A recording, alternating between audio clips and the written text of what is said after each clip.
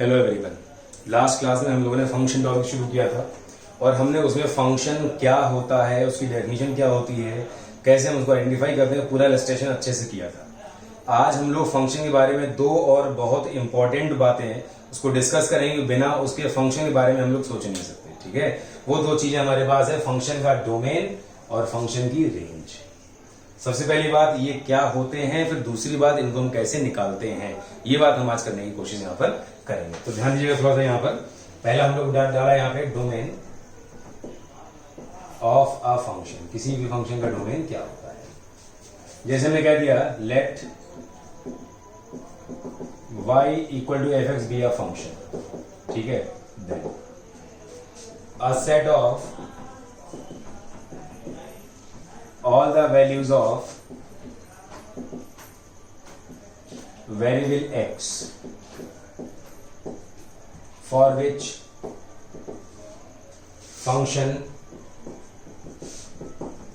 fx may be defined। बहुत ही important बात मैंने कहा आपसे, a set of all the values of variable x for which function fx may be defined।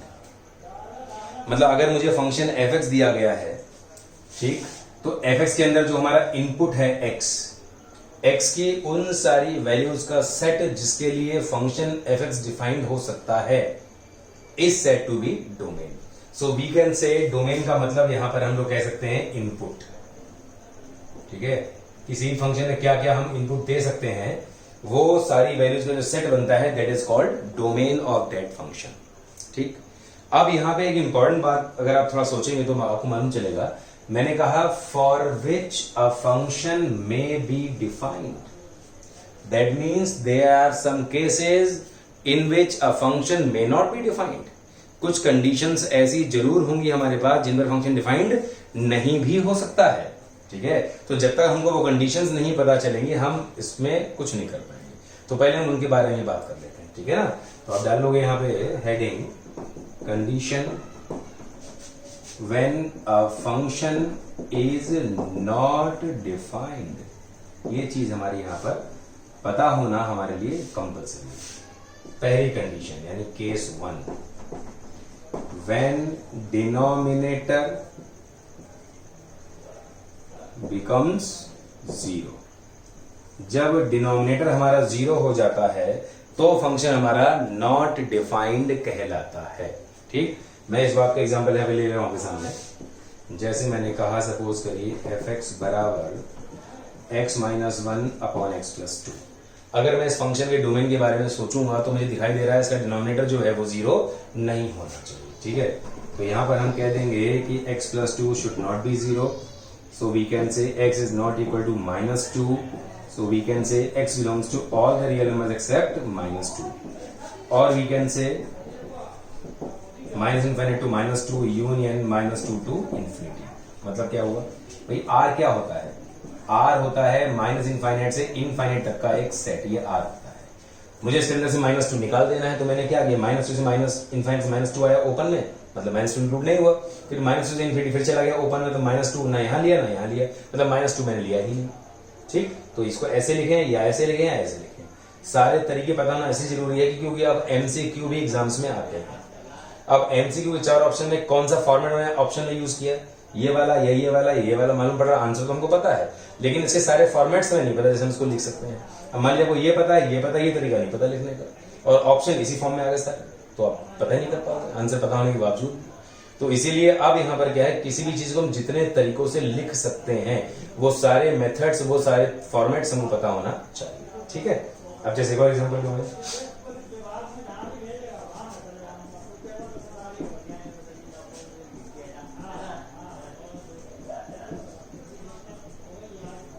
ये है मान लीजिए।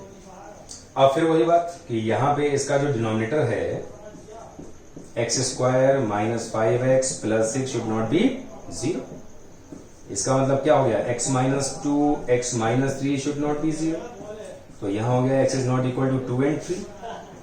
सो we can say x belongs to all the real numbers except 2, और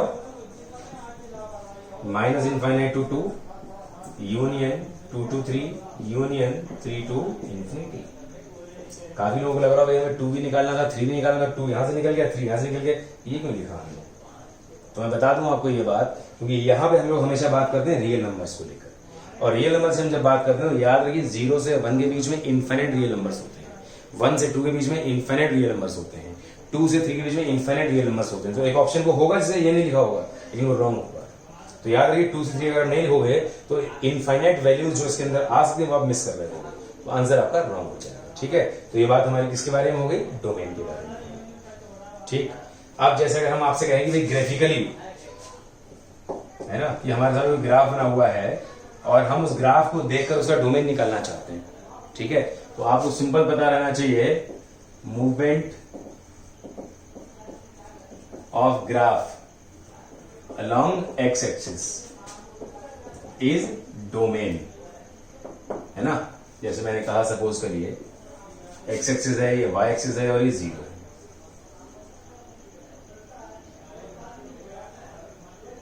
ये लिखा मैंने, मान लीजिए यहाँ पर हम कह दिया ए है, सपोज करिए, ये मैंने कह दिया बी है, ये सी बोल दिया मैंने, और ये यहाँ पर डी बोल दिया। अगर ये फंक्शन हमारा हमको दिखाई दे रहा है, हमें इसका डोमेन निकालना है। ठीक है, फंक्शन शो कर रहा है किसको? एफ एक्स को। डोमेन क्या हो जाएगी हमारी इसमें? एक्स की वैल्यूज। ध्यान दीजिएगा, ग्राफ का मूवमेंट एक्स एक्सिस में कहां से कहां हुआ? ए से लेकर पहले बी तक आया। ठीक, ए से लेकर बी तक आया, जिसमें ए की तरफ ये एरो शो करता है this point is not included, arrow ये शो करता है। बात 11 हमारी हो चुकी है आपसे। ठीक है, तो बी की तरफ क्या किया हमने? ओपन इंटरवल, क्योंकि बी हमारा इसमें इंक्लूड नहीं किया गया है। फिर आप देखिए, लेकिन बी से लेकर सी तक ग्राफ नहीं है मेरे पास, तो बी से लेकर सी तक का पार्ट इस डोमेन में नहीं आएगा। फिर यूनियन, दो इंटरवल्स को अटैच करने के लिए हम क्या करेंगे? हमेशा यूनियन लगाते हैं। ठीक है, फिर आप देखिए, फिर वही चीज, सी इंक्लूड है, डी इंक्लूड नहीं है, तो ये हमारा इसका डोमेन हो गया। तो किसी भी बने हुए ग्राफ को देखकर अगर हम इसका डोमेन निकालना है, तो बस आप ये चेक कर लो उस ग्राफ में, जो ग्राफ बना हुआ उसका मूवमेंट एक्स में कहां से कहां तक हुआ है। ठीक है, चलिए अब हम लोग बात कर लेंगे यहाँ पे किसके बारे में? रेंज के बारे में, कि वे रेंज क्या होती है। जैसे मैंने कहा था आपसे, डोमेन होता है इनपुट, ऐसे ही रेंज हमारी हो जाती है आउटपुट। ठीक, मतलब क्या हुआ? फंक्शन एफ एक्स में एक्स की सारी वैल्यूज डोमेन कहलाती हैं, तो एक्स को लगाने पर जो एफ एक्स की वैल्यूज आती हैं वो सारी की सारी हमारी रेंज में जाती है। ठीक है ना, तो आप कह लोगे इसमें अ set of all the values of function fx is set to range of that function। समझ गए बात? ठीक, अब बात यह है कि हम रेंज को निकालें कैसे। अच्छा, जस्ट अ मिनट, यहां पे हमने केस एक ही तो लिया था अभी, एक केस हमारे पास और भी तो है, कम से कम एक केस और है हमारे पास। ठीक है, वो केस क्या है? ये रहेगा हमारा यहाँ पे। वो केस ये था कि negative value when negative value exists under the even root. ठीक है, किसी भी इवन रूट के अंदर अगर नेगेटिव वैल्यू एग्जिस्ट करेगी तब भी हमारा फंक्शन नॉट डिफाइंड कहलाएगा। ये चीज हमारी यहां पे आएगी। ठीक है ना, इसका एग्जांपल मैं यहां लिख दे रहा हूं।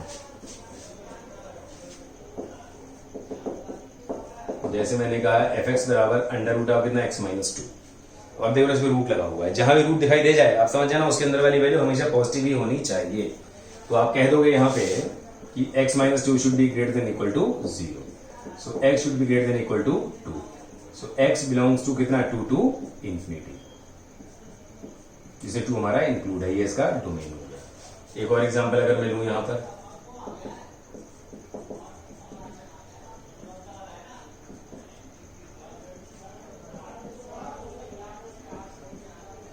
x plus 1 upon under root of x minus 1।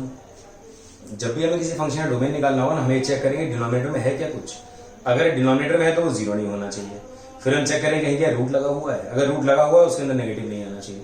अब आप देखिए डिनोमिनेटर है और डिनोमिनेटर में ही रूट लगा हुआ है। ठीक, तो यहां पर x माइनस 1 का पॉजिटिव होना जरूरी तो है ही है, लेकिन क्योंकि ये डिनोमिनेटर में है तो डिनोमिनेटर कभी 0 हो नहीं सकता, तो इक्वल टू 0 यहां पर नहीं हो पाएगा। ये वाली बात यहां पर बहुत इंपॉर्टेंट है। तो क्या आ गया? x greater than 1, so x belongs to 1 to infinity, 1 भी हमारा इसमें ओपन में रहेगा। तो मेन बस ये दो ही कंडीशन आप याद रखिएगा, बाकी जो चीजें होती हैं वो स्पेशल फंक्शंस पर बेस्ड होती हैं, आगे मैं बताऊंगा तब बात करेंगे इसके बारे में। मेनली दो ही कंडीशन है कि डिनोमिनेटर जीरो नहीं होना चाहिए और इवन रूट के अंदर नेगेटिव वैल्यू नहीं आनी चाहिए। ठीक है, चलिए वापस रेंज पे आते हैं। मैंने कहा रेंज क्या होती है, a set of all the values of function is said to be range of that function. ठीक है, तो क्वेश्चन ये अराइज होता है कि भाई हम रेंज को निकालें कैसे। ध्यान दीजिएगा,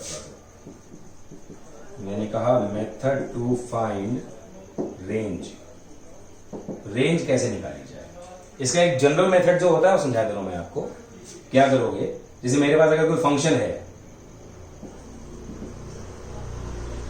late given function be f x, अगर मुझे कोई फंक्शन एफ एक्स दिया गया है, आप क्या करोगे, write it as y is equal to f x. आप क्या करोगे, उस फंक्शन में को y नाम दोगे। ठीक, फिर आप क्या करोगे, यहां से x की वैल्यू को y के टर्म्स में निकाल लोगे।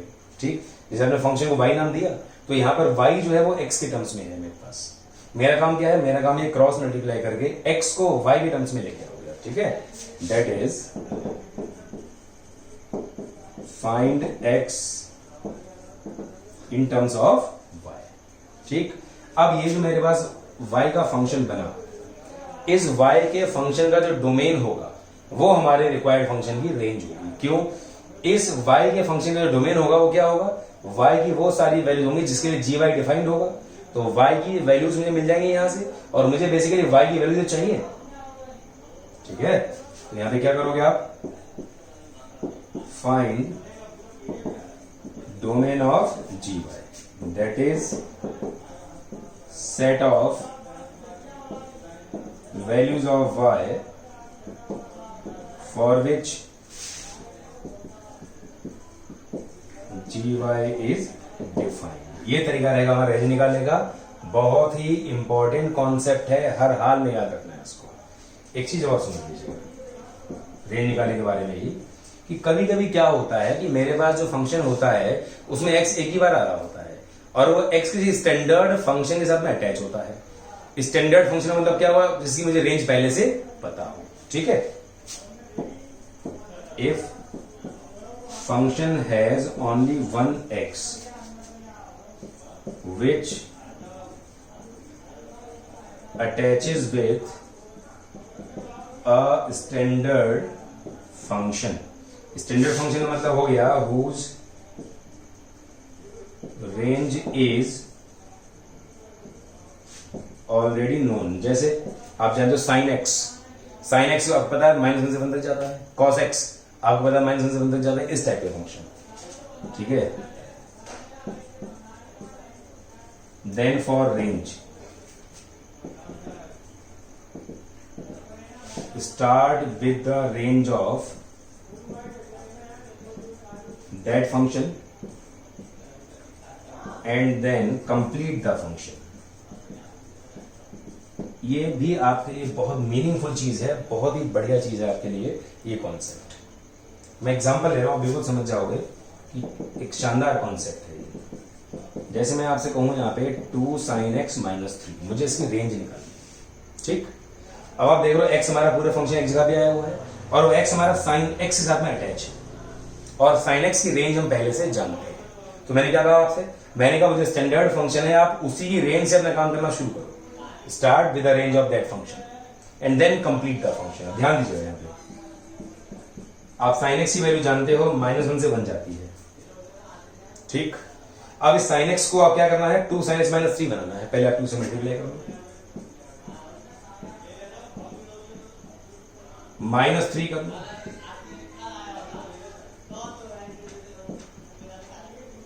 ठीक। तो आप चेक करोगे यहां पे ये वाली जो वैल्यू है ये एफ एक्स तो है 2 sin x माइनस 3। तो आप देख रहे हो यहां पे कि एफ एक्स की वैल्यू क्या आ गई हमारे पास, एफ एक्स की वैल्यू आ गई -5 से -1 और एफ एक्स की वैल्यू ही तो रेंज कहलाती है। ठीक है ना, तो कुल मिला के हमने इस फंक्शन की रेंज निकाल ली यहां पर। ठीक है ना, तो ये तरीका रहा कि डोमेन क्या होता है, कैसे निकालते हैं, रेंज क्या होती है, कैसे निकालते हैं।